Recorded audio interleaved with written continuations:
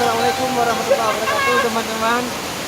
Inilah air terjun Via Laut, salah satu kekayaan saya dan kekayaan kamu. Jadi teman-teman ingin ke air terjun Via Laut, tanamkan niat kalian supaya kita saling menjaga kebersihan, jangan buang sampah sembarangan. Nah, ini salah satu aset kekayaan yang kita miliki.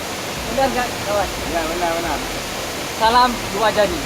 Satu dari. Jangan lupa subscribe ya. Kita semua saudara. Dadah.